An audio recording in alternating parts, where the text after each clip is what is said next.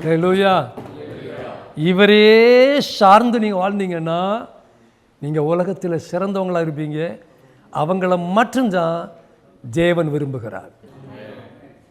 ஹல்லேலூயா, ஹல்லேலூயா. அப்போ எல்ஷடாய்னா என்னது? நிறைய படங்கள் இருக்குது. எல்ஷடாய்க்கு நிறைய மார்பு இருக்கிற மாதிரி பிக்சர்லாம் பண்ணியிருக்கிறாங்க. பால் கொடுக்கிற தேவன் கண்டிப்பாக உனக்கு பால் கொடுப்பார். உங்கள் அம்மா கொடுத்த பால் 1.5 வருஷம் 2 வருஷம் நிறைய பேர் குடிச்சிருக்கவே மாட்டீங்க. ஆனால் இவர் சாகிற வரைக்கும் குடிச்சு நிறைய பிள்ளைங்க பால் குடிச்சிட்டு அப்படியே தூங்கிடும். வாயிலிருந்து பால் ஒழுகிட்டே இருக்கும். பாலும் தேனும் ஓடுகிற கானான்னு சொன்னார் இல்லையா? எல்ஷடாய் தான் பாலும் தேனும் ஓடுகிற கானான். ஆமென். இப்போ இந்த எல்ஷடாய் தான் ஆபிரகாமுக்கு என்ன ஆனார்? appeared unto Abraham. பாருங்க, அடுத்த வசனத்துக்கு வாங்க. எல்லா இடத்துலையும் பாருங்க, ஆதியாகமத்தில் and Jacob said unto Joseph, El Shaddai appeared unto me. அப்போ ஆபிரகாமுக்கும் எல்ஷடாய் தான் தோண்டி இருக்கிறாரு. யாக்கோபுக்கு யார் தான் தோண்டி இருக்கிறார்? எல்ஷடாய். ஈசாக்கும் யார் தான் தோண்டினாரு? எல்ஷடாய். இந்த மக்கள் இவங்க வேலையே ஆடு மாடு மேய்க்கிறது இல்லையா? அவர் பேரே அப்படி மாற்றிட்டார். எப்படி? இவன் பகல் முழுசும் ஆடு மாடை பார்த்துட்டு இருப்பான், ஒட்டகத்தை பார்த்துட்டு இருப்பான். பாருங்கள், நீங்கள் ஆடு வளர்த்துருந்தா மாடு வளர்த்துருந்தா உங்களுக்கு தெரியும். மாடு நிற்கும், அவன் மனசெல்லாம் எதில் இருக்கும்? மடியில் இருக்கும். பால் கறக்குமா, நிறைய பால் கொடுக்குமா, காசு வருமா அப்படின்னு. இதை அவர் அப்படியே பண்ணிக்கிட்டு அவர் நாமத்தையே மாற்றிக்கிட்டு எல்ஷடாய் ஆகிட்டார். ஹல்லேலூயா. இப்படி யோசேப்பு எல்லாருக்கும் அப்பியர் ஆனது எல்ஷடாய். அந்த எல்ஷடாய் இயேசுவாக, பிதாவாக, பரிசுத்த ஆவியானவராக உங்களுக்கும் அப்பியர் ஆவாரா? நீங்களும் அவர் அனுபவிப்பீர்களாக. பாருங்க, தேவனை அவங்கெல்லாம் பார்த்தாங்க, கண்ணால் பார்த்தாங்க. தேவன் அவங்க எல்லாரும் என்ன செய்தாங்க? கண்ணால் பார்த்தாங்க. வீட்டில் போனாங்க, தொட்டு. தேவன் வீட்டில் போய் சாப்பிட்டாரு தெரியுமா? ஆபிரகாம் வீட்டில் போனது யார்? ஏலோகிம் போனார்னு இருக்கு, யாவே போனார்னு இருக்கு. போய் சிக்கன் சாப்பிடல, பீஃபும் ரொட்டியும் சாப்பிட்டாங்க. பீஃப் சாப்பிட்றவர்கள் பாக்கியவான்கள். பீஃப் ரொட்டி சாப்பிட்டாங்க. கேரளாவில் வந்தீங்கன்னா எங்களுக்கு மெயின் ஃபுட்டு பீஃப், போத்து, பரோட்டாயும் எங்கள் மெயின் ஐட்டம். உயிரை விட்டுருவா.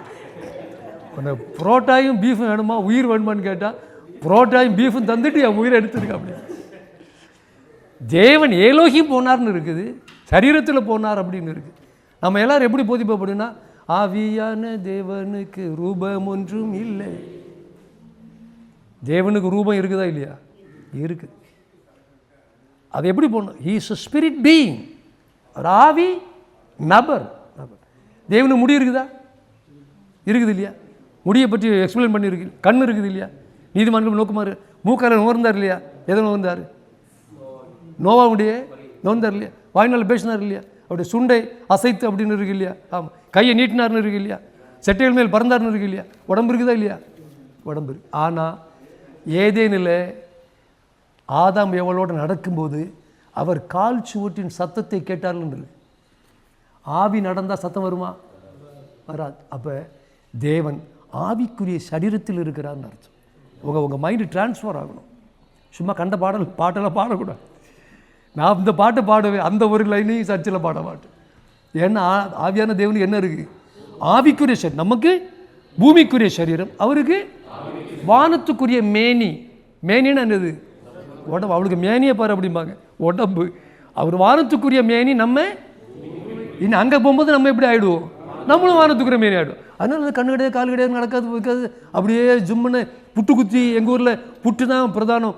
புட்டு அவிக்கும்போது அதுலேருந்து போகிற ஆவின்னா நிறைய நினச்சிட்டு பெந்தோசுக்காரன் அவ்வளோ பேரும் பிரசவம் பண்ணுறோன்னு நினச்சிட்டு இருக்கிறதும் புட்டு குட்டியிலேருந்து போகக்கூடிய ஆவி. சரீரம் கிடையாது, ஒன்றுமே கிடையாது, ஆவி. ஆவின்னு சொல்லி இவன் பாவியாக மாறிடுறான்.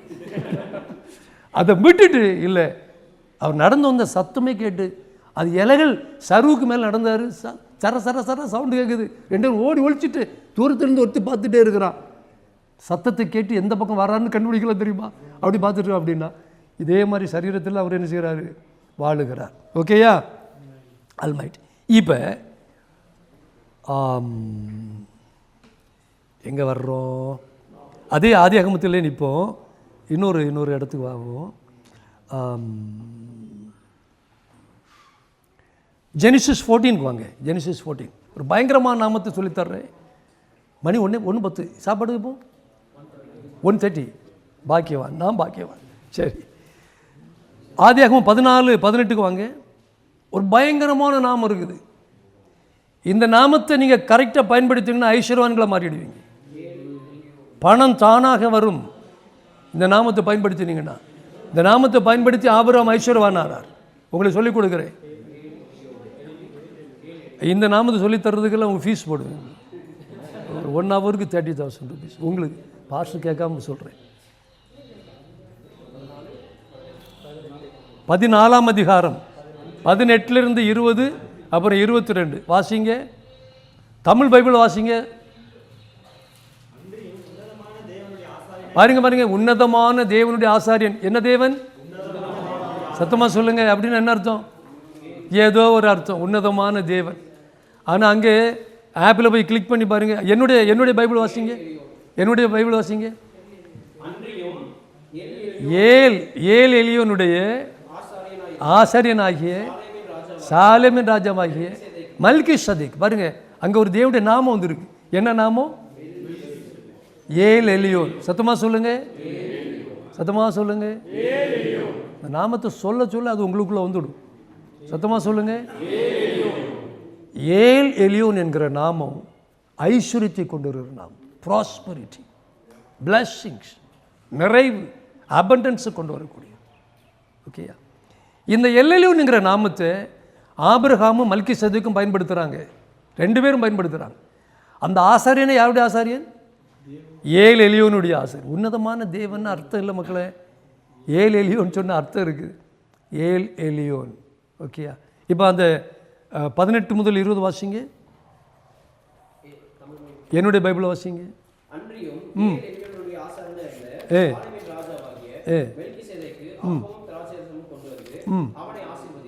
ராபோஜனம் கொடுத்தார். வானத்தையும் பூமியும் உடையவராகிய ஏல் எலியோனுடைய ஆசீர்வாதம் ஆபிரகாமுக்கு உண்டாவதாக.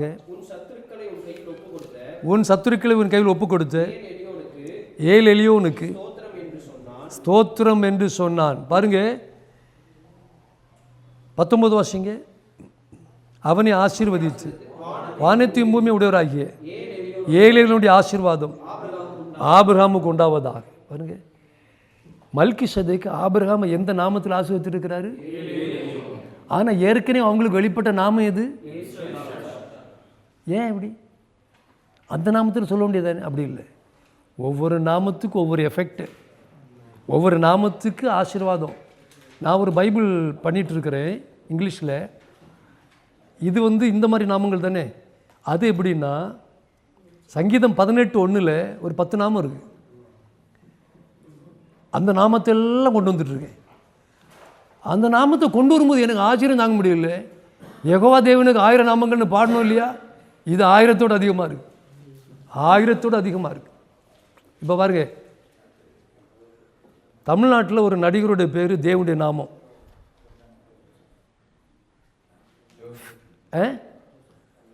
ஜோசப் விஜய் கிடையாது.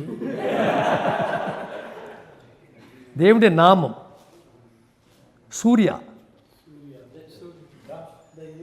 சொல்கிறேன் பாருங்க. ஹீப்ரூவில் சூர்னா பாறைன்னு அர்த்தம். பாறை, கண்மலைன்னு அர்த்தம். சூரின்னா ஒரு ஐ கூட போட்டால் என்ன அர்த்தம்? என்னுடைய பாறை. யாகுன்னா யாரு? யெகோவா. யெகோவா என் பாறை. அதுக்கு அர்த்தம் என்னது? சூரியாக. சூர்யா. பிள்ளைங்களுக்கு சூர்யான்னு பேர் போடலாம். அவனை கூப்பிடும்போது யெகோவா என் கண்மலை, அவர் என் பாறை, அவர் என் உயர்ந்த அடைக்கலம், அவர் நான் நம்பி இருக்கிற துருகம். இதுக்கெல்லாம் ஒவ்வொரு நாமம் இருக்குது. சங்கீதம் 18:1. எத்தனை பேர் சந்தோஷமாக இருக்கிறீங்க?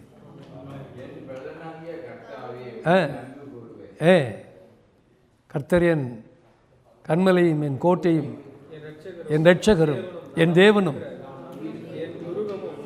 அந்த ஒவ்வொன்றுக்கும் ஒரு நாமம் இருக்குது. மொத்த நாமத்தையும் அதில் கொண்டு வந்திருக்கேன். ரொம்ப இன்ட்ரெஸ்டிங்காக இருக்குது. அது படிக்கும்போது எனக்கே புல்லரிச்சு போகுது. இவ்வளோ நாமம். இதை பைபிள் ரிலீஸ் பண்ணேன்னா நீங்கள்லாம் பாட்டு எழுதலாம்ப்பா. நிறைய எபிரேய பாட்டு வச்சு சும்மா யெகோவா தேவனுக்கு 1000 நாமம் இல்லை, புதுசு புதுசாக பாட்டு எழுதுங்க. எல்லடா எல்ஷடாய் எல்லலியோன்னு சொல்லி பாட்டுகளெல்லாம் நிரப்புங்க. இந்த தேவனுடைய நாமம் மகிமைப்படட்டும். ஆமென். இந்த எல்லலியோனுடைய நாமத்தை நீங்கள் ஜெபத்தில் பயன்படுத்துங்க. நல்லா ஒர்ஷிப் பண்ணுங்க, வாய்நாள் அறிக்கை பண்ணுங்க. ஐஸ்வர்யத்தின் நாமம். இந்த நாமத்தினால மல்கிசதேக்கு யார் ஆசீர்வதித்தார்? ஆபிரகாம். மல்கிசதேக்குன்னா யார்? ஹோலி ஸ்பிரிட். எபிரேயரில் சொல்கிறாரு, தகப்பனும் இல்லை, தாயும் இல்லை, முடிவும் இல்லை, தோக்கும் இல்லை. அப்போ அது யார்? ஹோலி ஸ்பிரிட். இயேசுக்கு தகப்பன் தாய் இருக்கிறாங்களா? ஆமாம். அப்பா இருக்கிறல, பிதா இருக்கிறாரு. பூமியிலே அப்பா அம்மா இருந்தாங்க இல்லையா? இப்போ தகப்பனும் தாய் இல்லை, முடிவும் தோக்கும் இல்லைன்னா அது யார்?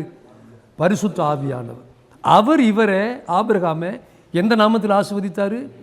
எலலியோன். அப்போ அவர் எப்படி சொல்லியிருக்கிறார்? அதை வாசிங்க. வானத்தையும் பூமியை உடையவராகிய உன்னதமான தேவனுடைய ஆசீர்வாதம் ஆபிரகாமுக்கு உண்டாவதா. இப்போ நான் உங்களை ஆசீர்வதிக்கிறேன் பாருங்க. வானத்தையும் பூமியையும் உடையவராகிய எலலியோன் உடைய ஆசீர்வாதம் உங்கள் மேல் உண்டாவதாக.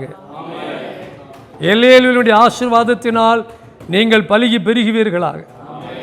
எல்லேலியோனுடைய ஆசீர்வாதத்தால் உங்கள் களஞ்சியம் நிரம்புவதாக. நீங்கள் தேசத்தில் ஐஸ்வர்ய சம்பன்னர் ஆவீர்களாக. தேசத்தின் நன்மையை சுதந்தரிப்பீர்களாக. அல்லேலூயா. உங்கள் பிள்ளைங்களை தலையில் கை வச்சு இந்த நாமத்தில் என்ன செய்யணும்? ஆசீர்வதிக்கணும். நம்ம அப்பா அம்மா மாதிரி ஒரு பிள்ளைய கிஸ் பண்ணுற ஒரே ஒரு டைம் உண்டு வாழ்க்கையில். எப்போ தெரியுமா? இறந்த பிறகு. எக்ஸ்ட்ரீம். உயிரோடு இருந்தால் தானே பண்ண முடியும். எக்ஸ்ட்ரீம். தாலி கட்ட போகும்போது காலை தொட்டு கும்பிடும்போது பாசம் பொங்கி வந்து எல்லாரும் கட்டி பிடிச்சி முத்திடுவான். நம்ம கலாச்சாரத்தில் வாழ்க்கையில் ஒரு நாள், அதுவும் சில பிள்ளைகள் ஃபுல்லு காரணம் வைக்காது. அம்மாவுக்கு ஏற்கனவே அவன் மேலே கோபத்தில் இருக்குது, எப்போங்கிறது போகலான்னு அது இருக்குது, வைக்காது. வாழ்க்கையில் ஒரு முறை கிஸ் பண்ணுறது அது. நம்ம நாட்டில் பப்ளிக்கில் கிஸ் பண்ணால் அது என்னது? பாவம். பப்ளிக்கில் பிஸ் பண்ணால் அது பாவம். வெளிநாட்டில் பப்ளிக்கில் பிஸ் பண்ணால் அது பாவம், பப்ளிக்கில் கிஸ் பண்ணால் பாவம் இல்லை. அவருக்கு கலாச்சாரத்தும் நம்ம கலாச்சாரத்துக்கு வித்தியாசத்தை பார்த்துக்க. மலைக்கு மடுவுக்கு இருக்கிறது. உங்கள் பிள்ளைங்களை கிஸ் பண்ணுங்க. உன்னத பாட்டின்படி உங்கள் ஒய்ஃபை கிஸ் பண்ணுங்க அடிக்கடி. டெய்லி ஒரு 300-350 கிஸ் பண்ணினீங்கன்னா 2 பேரும் பரலோகத்துக்கு போவீங்க. சண்டை இருக்காது, பிரச்சனை இருக்காது. செய்கிறவர்கள் வேத வசனங்களை கேட்கொள்ளாய் மட்டும் இராமல் அதன்படி செய்கிறவர்கள் பாக்கியவான். இது அடல்ட்ஸ் ஒன்லி. கல்யாணம் பண்ணவர்களுக்கு பாஸ்டர் பால் தொழுதா சொல்லாட்டு கல்யாணம் பண்ணாதவங்க போய் ரோட்டில் யாரையா கிஸ் போயிட்டு கடைசியில் பாலியல் வன்கொடுமையில் மாட்டிடாதீங்க. உன்னத பாட்டு திருமணமானவர்களுக்கு மட்டும் அப்படின்னு நான் முதல்ல போட்டுறேன். மேரிட் ஒன்லின்னு முதல்ல ஒரு பெரிய சீல் போட்டு. சரி, பைபிளை எல்லோரும் இருக்கிறீங்க. நான் பரிசுத்தம் பேசுகிறேன். யார்ட்டையும் சொல்லாதீங்க, நான் சொல்லித்தர்றது. பைபிளை படிக்கிறீங்க இல்லையா? அதை படிச்சுக்கிட்டு அதன்படி செய்யணும் அப்படின்னு நீங்கள் செய்ய மாட்டீங்க. நான் பைபிளை படிக்கிறதே செய்கிறதுக்காக. அவள் ஸ்தனங்களே உன்னை திருப்திப்படுத்துவதாகன்னு இருக்கு இல்லையா? இல்லையா? ஸ்தனம்னா என்ன உங்களுக்கு தெரியும் இல்லையா? இந்த பைபிளை படிச்சுட்டு உலகத்தில் ஏதாவது ஒரு பொம்பளை தன் ஸ்தனங்களை அழகாக வச்சதா ஒரு சரித்திரம் தான் சொல்லுங்க. அப்படின்னு 1 கோடி ரூபா கொடுக்குறேன். படிச்சுட்டு போயிட்டே இருக்கும். திரும்ப திரும்ப நீதிமொழிகளில் சொல்கிறாரு, உன்னத பாட்டில் எத்தனை இடத்துல சொல்கிறாரு, உன் மனைவியின் ஸ்தனங்களை ஒன்று என்ன செய்வதாக திருத்துவதாக. அப்போ ஒரு மனைவி, ஒரு பெண்ணு தன்னுடைய ஸ்தனங்களை எவ்வளோ அழகாக வச்சுருக்கோம். ஒரு புருஷனுடைய அட்ராக்ஷனே அது. நம்ம பைபிளை படிக்கத்தான் செய்கிறோம் ஒழிய சும்மா சங்கீதத்தையே படிச்சுட்டு இருக்கிறது. அதை படித்து அதன்படி செய்கிறவன் பாக்கியவன். இது மாதிரி மனுஷனுக்காக இருக்கிற எல்லாத்தையும் படிக்கணும். அதில் இருக்கிறது மாதிரியே அதை என்ன செய்யணும், செய்தோம் அப்படின்னா அவன் தான் யூதனை போல உலகத்தை ஆளுகிறவன். உலகத்தை லைஃப் மாடிஃபை பண்ணிவிடும். வேத வசனங்களை ஆராய்ந்து பாருங்கள், அவ்வளோ உங்களுக்கு நித்திய ஜீவன் உண்டு. எந்த மனுஷனையும் பிரகாசிப்பிக்கிற மெய்யான ஜீவ ஒளி வேத வசனம். சத்தியம் பயங்கரம் பிரகாசிக்கும். கேனிபல்ஸ், மனுஷனை கொன்று சாப்பிட்றவெல்லாம் இன்றைக்கி கலாச்சாரத்தில் வளர காரணம் என்ன அப்படின்னா தேவ வசனம். உலகத்திலே பர்பாரியன்ஸ் யார் தெரியுமா? உலக சரித்திரத்திலேயே அடங்காத பர்பாரியன்ஸ் யார் தெரியுமா? பிரகாஷ்ராஜ் ஒரு பெரிய நீதிபதிகள் எல்லாம் இருக்கிற மீட்டிங்கில் பேசுகிறாரு. உலகத்திலேயே கலிசட பர்பாரியன்ஸு இந்தியன்ஸ் அப்படின்னு சொல்கிறார். உண்மை. பஸ்ஸில் முன்பக்கத்தில் இருந்துட்டு வெளியே தீர்ந்துவான். உலகத்தில் எவனா அதை செய்வானா? மூக்கு பொடியை ஃப்ரண்ட் சீட்டில் போட்டு பேக் ஒரு அவ்வளோ ஒரே நேரத்தில் தும்மல் பண்ணுறது, ஏஐ பண்ணாத வேலையெல்லாம் பண்ணுறவன் இவன். பர்பாரியன்ஸை நல்ல மனுக்குலமாக்கி ஷார்ப்பாக்கி அழகாக்கி அவன் நம்மளை பார்த்துட்டு இவனை பாருங்கப்பா கிறிஸ்தவனை பார்த்து படின்னு சொல்லக்கூடிய அளவுக்கு மாற்றணும். அப்படின்னா இந்த வசனத்துக்குள்ளே போய் இருக்கிறது அப்படி சொல்லியிருக்கா, ஓகே நான் அப்படி செய்வேன் அப்படி சொல்லுகிற ஒரு வாழ்க்கையை தேவன் நமக்கு தருவாராக. ஓகே, சத்தமாக சொல்லு. எல்லலியோன் எல்லலியோன் எல்லலியோன். நீரே வந்து சொல்லுங்க, என்னோட எனக்குள் வாசமாக இருப்பீரா. என்னையும் என் குடும்பத்தையும் என் தலைமுறைகளையும் ஆசீர்வதிப்பீரா. El Shaddai El Shaddai. என் தேவைகளை எல்லாம் நீரே நிறைவேற்றுவீரா. எல்ஷடாய். நான் மனுஷர் முகம் பாராமல் உண்மையே பார்க்கிறேன். நீர் எனக்கு பால் கொடுக்கிற தேவன், எல்லா தேவைகளையும் சந்திக்கிற தேவன், என்னை செழுமைப்படுத்துகிற தேவன், என்னை ஆசீர்வாதமாக்குற தேவன். அல்லேலூயா அல்லேலூயா அல்லேலூயா. உங்கள் மனம் புதிதாகிறதுனாலே மறுரூபமாக. இது கல்யாண வீட்டில் கிச்சடி பச்சடி வச்ச மாதிரி ரெண்டு டேஸ்ட்டுக்கு ரெண்டு நாமத்தை தந்துருக்கேன். இனி இந்த ஆப்பில் போய் நீங்கள் என்ன செய்யணும்? எல்லா நாமத்தையும் நீங்கள் எதை படித்தாலும் அதில் இருக்கிற ஹீப்ரு லெட்டர்ஸ் என்ன இருக்குது, என்ன ஹீப்ரு வேர்டு இருக்குது, என்ன கிரீக் வேர்டு இருக்குது. இந்த அதில் அந்த ஆப்பில் போய் நீங்கள் கிளிக் பண்ணிங்கன்னா அது வந்து லெக்சிகான், முழு டீட்டெயில்ஸும் அதுக்குள்ளே இருக்குது. இன்னும் அதில் இருக்க டீட்டெயில்ஸ் நாளைக்கு சாயங்காலத்துக்குள்ள உங்களுக்கு நல்லா தெரிஞ்சிடும். இப்படித்தான் நீங்கள் பைபிள் என்ன செய்யணும்? படிக்கணும். ஸ்கிப் பண்ணி போகக்கூடாது. 1 நாளாகமும் 1ஆம் அதிகாரத்திலிருந்து 5ஆம் அதிகாரம் வரை படித்தவங்க ஒரு கைவசி காட்டுங்க. ஒரு முறை படிக்காதவங்க நிறைய பேர் இருக்கிறீங்க. அதில் என்ன இருக்குது? அவன் இவனை பார்த்தான், இவன் அவனை பார்த்தான், எவனை பற்றி என்ன பிரயோஜனம்? நான் அந்த அட்டவணையெல்லாம் போட்டு உன் பேரெல்லாம் எடுத்து எங்கே இருந்தாங்க யார் இப்படி படிப்பேன். ஏன் அப்படின்னா வேத வாக்கியங்கள் எல்லாம் நம்முடைய பக்தி விருத்திக்காக எழுதப்பட்டிருக்கு. இதில் ஒன்றும் ஜோடு இல்லாமல் இருக்காது. சும்மா நேரப்போக்கு இதில் ஒன்றுமே கிடையாது. அதில் இருக்குதா, அதுக்கும் நமக்கும் ஏதோ ஒரு கனெக்ஷன் இருக்குது. அப்படி படிக்கிற அளவுக்கு வேத வசனத்தை நீங்கள், நான் 66 புஸ்தகம் படித்தா நீங்கள் 6 முறை 66 புஸ்தகம் படிக்கும்படி அந்த அபிஷேகத்தை தேவன் உங்களுக்கு தருவாரா? உங்களுக்கு ஜெபிக்க முடியலையா? கொஞ்சம் நேரம் எஷடா எஷடா எஷடான்னு சொல்லிட்டுருங்க. ஆனாண்டிங்க வரும். எல்லலியோன்னு சொல்லுங்கள். நம்ம எல்லாத்துக்கும் இயேசுவே இயேசுவேன்னு சொல்லியே பழகிட்டோம். இயேசுவின் நாமம் எல்லா நாமத்துக்கும் மேலான நாமந்தான். ஆனால் அது தேவனுடைய நாமங்களை விட மேலான நாமம் கிடையாது. பூமியிலும் வானத்தில் இருக்கிற எல்லா நாமத்தையும் விட இயேசு நாமம் மேலான நாமம். ஆனால் ஏற்கனவே இருக்கிற தேவனுடைய நாமம் இருக்கிற மாதிரியே இருக்குது. அதை இருக்கிற மாதிரியே படிக்கணும். அதை நீங்கள் வாய்நாளில் சொல்லணும். கர்த்தர் தேவனே காலத்தை என்ன செய்யக்கூடாது, ஓட்டக்கூடாது. இதை சொல்லி ஜனங்களை நீங்கள் சொல்ல வைக்கணும். இப்போ நிறைய பாட்டுகள், ஜான் ஜபராஜ் இந்த மாதிரி சில பாட்டுகளில் இந்த நாமத்தை கொஞ்சம் கொஞ்சம் கொண்டு வந்துட்டுருக்காங்க. மொத்த உலகத்துக்கு 6 நாமம் தான் தெரியும். நீங்கள் 6000 நாமத்தை படித்து கொண்டு வரணும் உலகத்துக்கு. ஆமென், அல்லேலூயா. ஸோ இனி நாம் என்ன பண்ண போகிறோம்? தேவனுடைய நாமங்களை கரெக்டாக கம்பீரமாக படிக்க போகிறோம். ஆமென். சரி, இனி நீங்கள் படிக்கும்போது ஆண்டவர் தேவன் இருக்க இடத்துல இப்போ வருங்க. தேவன் இருக்கு இல்லையா, அங்கே எல்லாம் ஏலோகியம் இருக்காது. தேவனுங்கிற பேருக்குள்ளே யாவின்னு ஒரு நாமம் இருக்குது, ஏலான்னு ஒரு நாமம் இருக்குது, லாயிலாகி இல்லாகு, லாயிலாகா இல்லல்லான்னு எவன் சொல்லுவான்? எல்லாம் இங்கிருந்து காப்பி அடிச்சது தான். பிரைஸ்லான்னு சொல்லுங்க போல ஷாலோம் அலைக்கம் சொல்லுங்கள், கிடுங்கிடுவான். என்னைக்கு முஸ்லீமானு கேட்பான். முஸ்லீம் ஆகலை, நான் இப்போ தான் ஒரிஜினல் கிறிஸ்டின் ஆகிட்டு இருக்கேன், நான் இப்போ தான் ஒரிஜினல் ஆகிட்டு இருக்கேன்ப்பா. ஷாலோம் அலைக்கம்னா உனக்கு சமாதானம் உண்டாவதாக அர்த்தம் அப்படி சொல்லுங்க. ஆமென். ஷாலோம் அலைக்கம் சொல்லுங்க. அஸ்ஸலாமு அலைக்கும். இது எல்லாமே இஸ்லாத்துக்கு வந்துரு. அஸ்ஸலாமு அலைக்கும், இது ஷல்லோம் அலைக்கும். ஓகேயா? இந்த நாமத்தை சொல்லி அடுத்தவங்களை என்ன செய்யணும்? ஆசீர்வதி. பக்கத்தில் இருக்கிறவங்களுக்கு ஒரு ஆசீர்வாதம் சொல்லுங்கள். என்ன சொன்ன நாமத்தில்? நாமத்தை சொல்லுங்கள். நாமம் எல்ஷடாய். வாயத்தோடு சொல்லுங்கள், உன்னை ஆசீர்வதிப்பாரான்னு சொல்லுங்கள். நம்ம மக்கள் அதை சொல்லுங்க தான் ரொம்ப கஷ்டப்பட்டு. எல்லையும் உங்களை ஆசீர்வதிப்பாரா, எல்ஷடாய் உங்களை ஆசீர்வதிப்பார், ஏலோகிம் உங்களை ஆசீர்வதிப்பாரா. என் நாமத்தை வீணையில் வழங்காது இருப்பாயாக. கரெக்டாக வழங்கும். இப்போ 91 சங்கீதத்து வாங்க. ஏன் பைபிளுக்கு இவ்வளவு நாளும் நீங்கள் தெரியாமல் இருக்கிற 91 வாசிங்க. என்னுடைய பைபிளை வாசிங்க.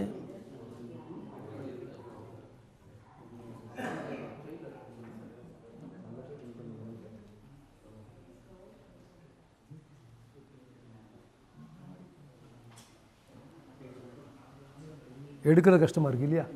73, 75, 88, 73, 75, 88.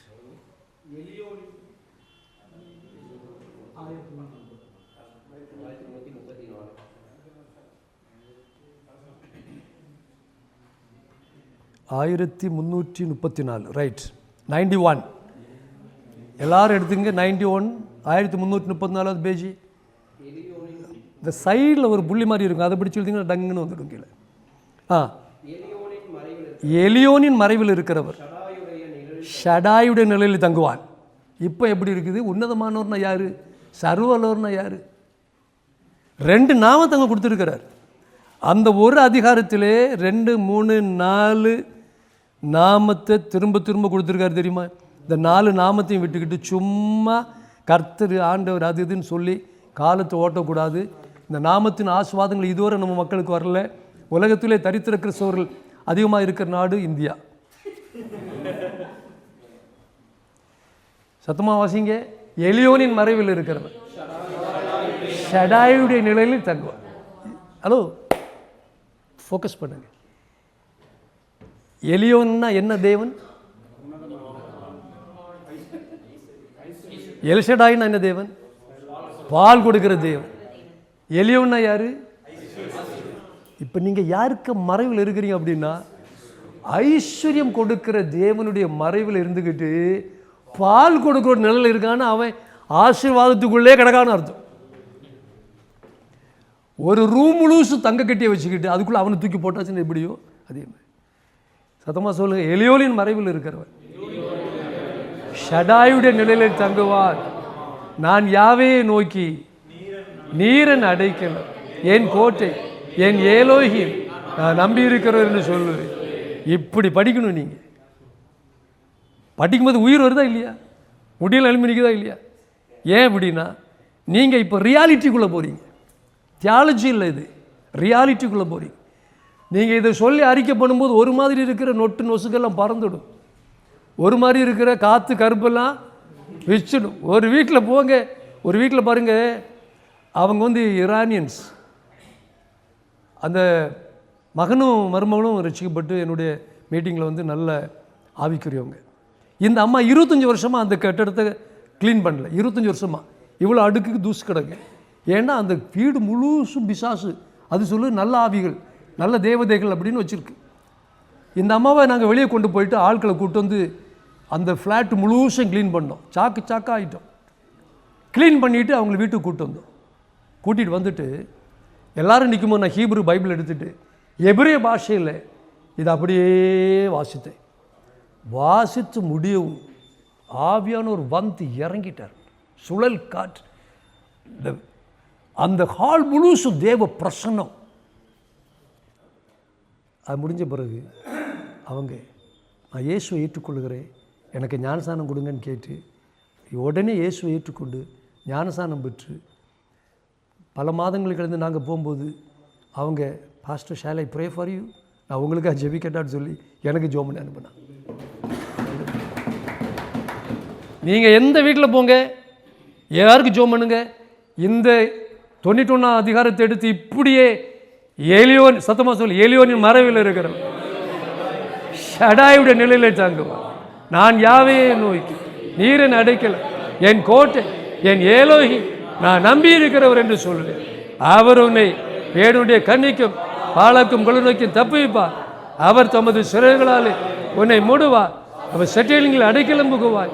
இந்த சத்தியம் உனக்கு பரிசும் கேடவும் இரவில் உண்டாகும் பயங்கரத்துக்கும் பகலில் பறக்கும் அம்புக்கும் இருளில் நடமாடும் கொள்ளை நோய்க்கும் மத்தியானத்தில் பாலாக்கும் சங்காரத்துக்கும் பயப்படாதிருப்பாய். உன் பக்கத்தில் 1000 பேரும் வலது பக்கத்தில் 10,000 பேரும் இருந்தாலும் அது உன்னை அணுகாது. உன் கண்களால் மாத்திரம் நீ அதை பார்த்து துன்மார்க்கருக்கு ஒரு பலனை காண்பாய்.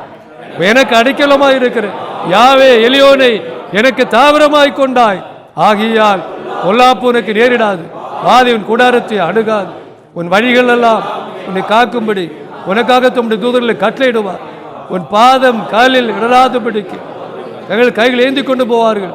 சிங்கத்தின் மேலும் விரியன்பாம்பின் மேலும் நீ நடந்து பால சிங்கத்தை பல சர்ப்பத்தை மிதித்து போடுவார். அவன் என்னிடத்தில் வாஞ்சாய் இருக்கிறபடியால் அவனை விடுவிப்பேன். அவன் என் நாமத்தை அவன் நடந்திருக்கிறபடியால் அவனை உயர்ந்த அடைக்கலத்தில் வைப்பேன். நான் அவனுக்கு மறு உத்தரவு செய்வேன். ஆபத்தில் ஆணி அவனோடு இருந்து அவனை தப்புவித்து அவனை கனப்படுத்துவேன். நீடித்த நாட்களால் அவனை திருப்தியாக்கி என் ரட்சிப்பை அவனுக்கு காண்பிப்பேன். கரங்களை திட்டி ஆண்டவர் மையம். இப்போ ஆப்பில் 91ஆம் அதிகாரம் கடைசி வசனம் வாங்க. அங்கே இன்னொரு ஆள் மறைஞ்சிருக்கார். இன்னொரு ஆள் அங்கே மறைந்திருக்கிறார். எபிரேய பாஷை படிக்கலாம், அந்த ஆளை கண்டுபிடிக்க முடியாது. 91ஆம் சங்கீதம் 16 ஆப்பில் வாங்க. சால்வேஷனில் கிளிக் பண்ணுங்க. யெஷுவா. யெஷுவானா யாரு? இயேசு. இங்கே உள்ள மறைஞ்சுதான் இருக்கார். யாரை வெளிப்படுத்துவே? நீடித்த நாட்கள் அவனை திருப்தியாக்கி என் யெஷுவாவை அவனுக்கு காண்பிப்பேன். இயேசு அங்கே வந்தாச்சு. பழைய ஏற்பாட்டில் எங்கே இருக்கான்னு கேட்கக்கூடாது. இயேசு நூற்றுக்கணக்கான இடங்களில் மறைந்து இருக்கிறார். அவருடைய ஒரிஜினல் பேரில் இருக்கிறார், டுபாக்கூர் பேரில் இல்லை. அது யெஷுவான்னு இருந்தது ஈசு ஆக்கி, ஈசுவை ஈசா ஆக்கி, இயேசு ஆக்கி கொலை பண்ணி தள்ளினதிலிருந்து அவருடைய ஒரிஜினல் பேர் யெஷுவா. சத்தமாக சொல்லுங்க, இன்னும் சத்தமாக சொல்லுங்க, இன்னும் சத்தமாக சொல்லுங்க, இன்னும் சத்தமாக சொல்லுங்க. ஹா மஷியாக், ஜீசஸ் த கிரைஸ்ட். இயேசு கிறிஸ்து. இயேசு கிறிஸ்து. கிறிஸ்து என்பது பேர் இல்லை. கிறிஸ்துன்னா கிறிஸ்டோஸ்னா அனாயிண்டட் ஒன்றுன்னு அர்த்தம். அபிஷேகம் பண்ணப்பட்டவர். சரியான மொழிபெயர்ப்பு அபிஷேகம் பண்ணப்பட்ட இயேசு. இப்போ இயேசு இங்கே இருக்கார். நீடித்த நாட்கள் அவரை திருப்தியாக்கி என் இயேசுவை அவனுக்கு காண்பிப்பேன், என் ரட்சிப்பை அவனுக்கு காண்பிப்பேன். இதை நீங்கள் இப்படியே சொல்லணும். நீடித்த நாட்கள் அவனை திருப்தியாக்கி என் ரட்சிப்பாகிய இயேசுவாவை அவனுக்கு காண்பி. இங்கே இயேசுவின் நாம வந்தோடனே ஒரு சீல் அடித்து ஆண்டவர் அங்கே இருக்கிற சாபத்தையும் பிசாசை எல்லாம் துரத்தி, நான் 91ஆம் சங்கீதத்தை பயன்படுத்தி பல்லாயிரக்கணக்கான பிசாசை துரத்திருக்கேன். 91ஆம் சங்கீதத்தில் 16 பிசாசின் பேர் இருக்கு எபிரேயத்தில். பழைய ஏற்பாட்டில் இருக்கிற மாதிரி பிசாசின் பேர் புதிய ஏற்பாட்டில் இல்லை, நபர்களுடைய பேராகவே இருக்கு. அந்த பேரில் சொல்லி ஒரு டீச் பண்ணுவேன், கேட்டே இருப்பாங்க. மெதுவாக ஐயோ ஓ ஐயோ பிடிங்க அப்படின்னு சொல்லும். மொத்தமாக ஆடி எல்லா பிசாசும் போகும். சபைகளில் இருந்து, ஊழியக்காரங்களில் இருந்து. பிசாசுனா 24 வருடங்கள் 91ஆம் சங்கீதத்தையும் பிசாசையும் பயன்படுத்தி துரத்தியிருக்கேன். இப்போவும் துரத்திட்டு தான் இருக்கிறேன். அந்த கிஃப்ட் முடியல, முன்னை விட இப்போ ரொம்ப துரத்திட்டு இருக்கிறேன். அல்லேலூயா. இந்த எங்கள் மேலே இருக்கிற வார்த்தை மட்டும் இல்லை. பவுல் சொல்லும்போது நான் உங்களிடத்தில் பெரம்போடு வர வேண்டுமோ வரத்தோடு வர வேண்டுமே கேட்டார்.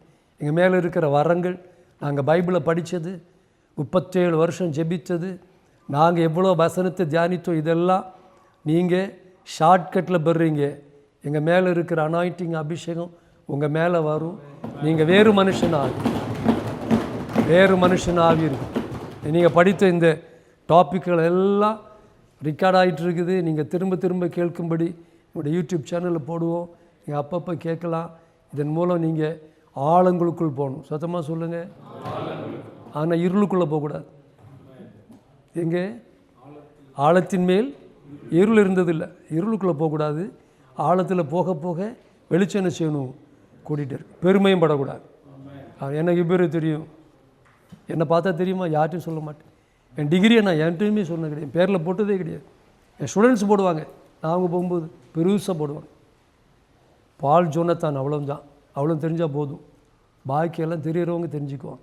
இதெல்லாம் பெருமைக்குரியதல்ல, கிருபைக்குரியது. அல்லேலூயா. எவ்வளோ ரொம்ப படிக்கிறோமோ அவ்வளோ தாழ்மை வந்தால் இன்னும் கிருபை பெருகும். கொஞ்சோல டேஸ்ட் பண்ணிக்கிட்டு பெருமை வந்தால் இருப்பதும் போயிடும். ஓகே, அதில் கவனமாக இருக்கும். கர்த்தர் உங்களை ஆசீர்வதிப்பாராக. ஆமென்.